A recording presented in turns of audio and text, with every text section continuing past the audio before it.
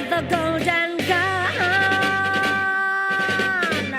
So James Bond is marked for assassination by Francisco Scaramanga, as the both are after a solar-powered device. Albert R. Broccoli and Harry Saltzman planned to follow You Only Live Twice with The Man with the Golden Gun.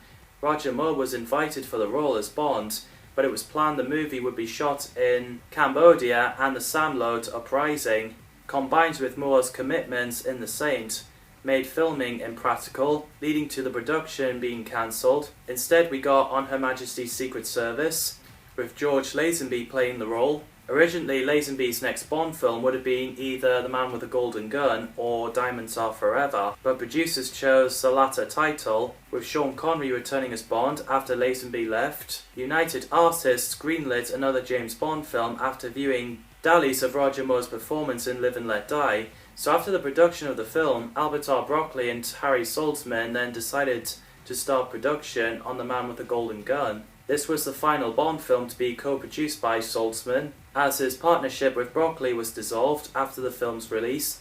Saltzman sold his 50% stake in Eon Productions' parent company, Danjaq Limited Liability Company, to United Artists to alleviate his financial problems, which resulted legalities over the Bond property delayed production of the next Bond film, The Spy Who Loved Me, for 3 years. The book was mostly set in Jamaica, a location which had already been used in the previous films Dr. No and Live and Let Die. So the setting for the movie was changed into either the Far East or the Middle East for the second time, but after considering Beirut, where part of the film is set, Israel, Iran, where the location scouting was done, but eventually discarded because of the Yom Kippur War, and the Halong Bay in North Vietnam, the production team chose Thailand as a primary location, following the suggestion of a production designer Peter Merton. After he saw the pictures of the Phuket Bay in a magazine, Harry Saltzman was happy with the idea of the Far East for the setting, as he had always wanted to go on location in Thailand and Hong Kong. During the reconnaissance of locations in Hong Kong, Broccoli saw the wreckage of the former armoress Queen Elizabeth and came up with the idea of using it as the base for MI6 Far East operations. Tom Mankiewicz wrote the first script in 1973, delivering scripts that was battle of wills between Bond and Scaramanga, who he saw as Bond's alter ego, supervillain of the statue of Bond himself. Tensions between Tom Mankiewicz and Guy Hamilton, plus Mankiewicz's growing sense that he was feeling really tapped out on Bond, led to the reintroduction of Richard Maybaum as the Bond screenwriter. Maybaum, who had worked on the previous 6 Bond films, delivered his own script based on Mankiewicz's work. Urged of the plot involving Scaramanga being Bond's equal was sidelined in later drafts. For one of the 2 main aspects of the plot, the screenwriters used the 1973 energy crisis as a backdrop to the film, which allowed that MacGuffin of the Solex agitator to be introduced. Broccoli's stepson Michael G. Wilson researched solar power to create the Solex. Those casts reprised their role. Guy Hamilton liked the character Sheriff J.W. Pepper, so he requested Tom Mankiewicz to bring him back for this movie. Christopher Lee plays Francisco Scaramanga, who has 3 nipples, and he's an assassin who carries a golden gun and is after solar energy for destructive purposes. Christopher is absolutely phenomenal. What a legend. Jack Palance was the original choice for the role, but he turned it down. Ian Fleming's step-cousin Christopher Lee was chosen for the part. Lee also was considered for the role as Dr. No, and he noted that Fleming was a forgetful man, and by the time he mentioned this to Broccoli and Saltzman, they cast Joseph Wiseman in the part. Due to filming on location in Bangkok, his role in the film affected Lee's work in the following year, as director Ken Russell wasn't able to sign Lee to play the specialist in Tommy, which was given to Jack Nicholson. 3 golden gun props were made, a solid piece, one that could be fired with a cap, and one that could be assembled and disassembled. However, Christopher Lee said that the process was extremely difficult. The gun was one of the more memorable props in the Bond franchise, and consisted of an interlocking fountain pen, cigarette lighter, cigarette case, and cufflink, with the bullet secured in Scaramanga's belt buckle. In the movie, the gun was designed to accept a single 4.2mm 23-carat gold bullet produced by Laser. The Golden Gun ranked 6th in the 2008 20th Century Fox poll of the most popular film weapons, which surveyed approximately 2,000 film fans. Britt Ekland plays Mary Goodnight, a Bond girl who has an experienced field operative. I thought she's really good. Sadly, her performance was criticised, and people said she's astoundingly stupid blonde British agent.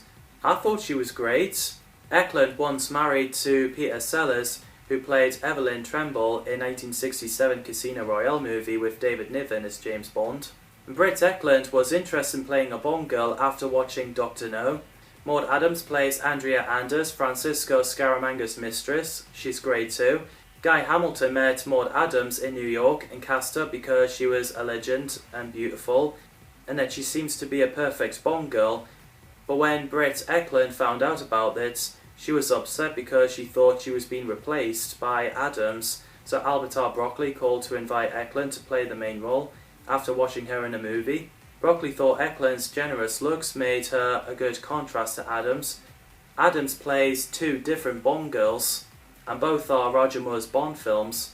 She later played Octopussy in Octopussy. Hervey Verchais, I hope I pronounced his name correctly, plays Knick-Knack, Scaramanga's servant and assistant. Fantastic character. He's badass.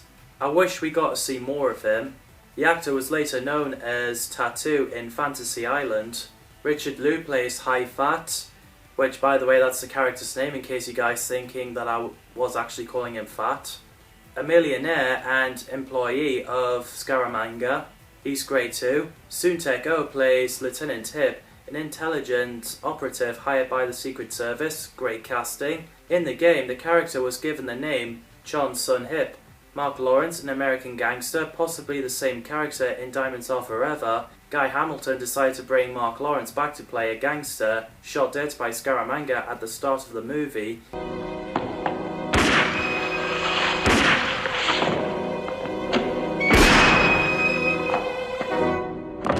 Because he found it an interesting idea to put sort of the Chicago gangster in the middle of Thailand. Martin Maitland plays Lazar, a Portuguese gunsmith who builds golden bullets for Scaramanga. He's great too. James Cossins plays Colthorpe, MI6 ballistics expert in the first script, originally called Boothroyd until it was realised that was also Q's official name, and it was subsequently changed. Colthorpe's character in many ways reflects the literacy character of Major Boothroyd more accurately than Q, a no-nonsense weapons specialist, opposed to a comical technical genius. The actor is great too. Chan Yi Lam plays Chula, a student in the training school of wealthy industrialist. Great performance. Lulu performs the Man with the Golden Gun song, and composed by John Barry, which I thought was pretty catchy. Apparently John had only 3 weeks to do the music score for the movie, and the critics said the theme tune was the weakest of Barry's music score in the series, and even John Barry agreed, and said it's the one he hated the most, just never happened before. I don't think it's bad. Also, this is the first Bond film to drop the distinctive plucked guitar from the theme, heard over the gun barrel opening scene.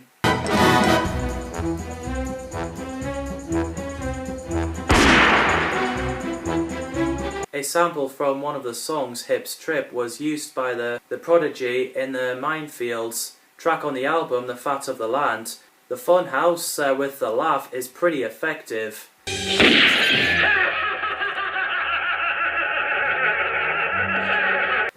It's a great opening to Christopher Lee's character. I love the fact that Bond constantly flirts with Moneypenny, even though he knows that he's working with her. Moneypenny, you are better than a computer. In all sorts of ways. Poor Bond looks like he's struggling to take on this dude. Highly specialized? Yes, I concur. Oh, there's my cue. After Bond interrogates Anders in an uncivilized manner, we get a crazy gag where they both have a drink, and Bond says bottoms up, and literally... Bottoms up? Not to mention that the club is called Bottoms Up. So yeah, don't put bottoms down. Gibson assassination is so terrifying, you never know when the gun is pointing at you.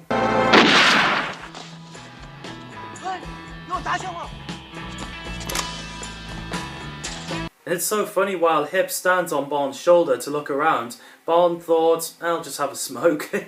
The fight in school is well choreographed. I love the boat chase scene. Elephant! Real elephant! 60 miles! Especially when Sheriff J.W. happens to be there as well. The elephant pushing him into the water is pretty funny. Also the reunion. Now I know you! Oh, no. You're that secret agent! One of the best Bond psychics.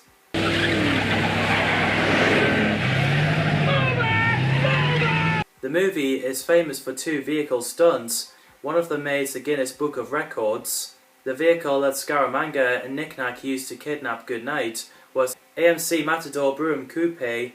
In the Ole Cassini edition, with the wings, the stunt car was 9.15 meters long and 12.18 meters wide and 3.8 meters high. A stuntman drove the car plane to a runaway. It was not airworthy, so a 1 meter long remote controlled model built by John Steers was used for the aerial scenes, which was filmed in Bovington Camp. The 1974 AMC Hornet 10 was used for corkscrew jump, was first tested as a computer simulation by Cornell Aeronautical Laboratory, but it was shot as real, successfully filmed in 1 take. Lauren Bums Willard played in a stunt in that scene and was given $30,000 bonus on the spot for the Astro Spiral on the first take. However, it was played in slow motion because it was too fast. John Barry added a slide whistle sound effect, which he later regretted.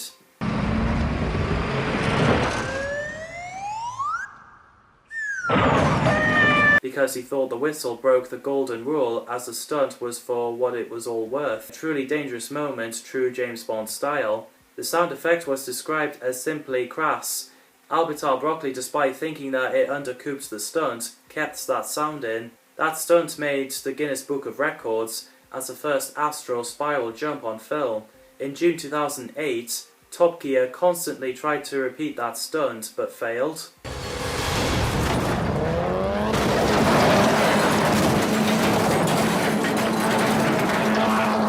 And just to show you how bad that failure was... And you could also see a fly on Roger Moore's shoulder when he was operating a car plane.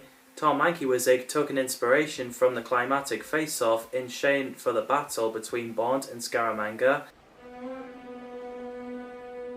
Ready? Are you ready, Monsieur Bond? Ready? Although the producers felt it was causing pacing problems, which is why it was shortened.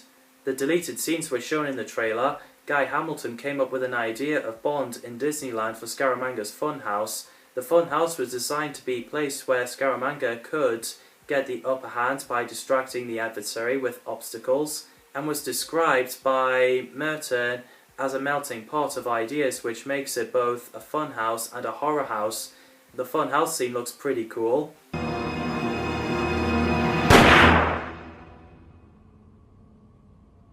After Bond kills Scaramanga, he makes out with Goodnight, but Knick-Knack survived and followed them. He's really clever. The movie ends with Goodnight gag. Hold on, sir. Good night. Good night, sir. If you want to get rid of someone, the man with a golden gun. There's some great stuff in there. There's great action and casting.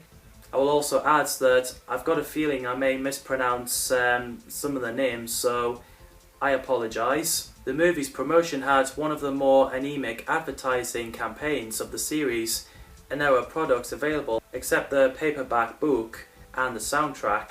However, Lone Star Toys produced a James Bond 007 Golden Pistol, and it's different to Scaramanga's gun in the movie. Oh, a surprise! As it was little more than a Walther P38 with a silencer fitted. So I shall wish you a good night, and coming up next is The Spy Who Loved Me.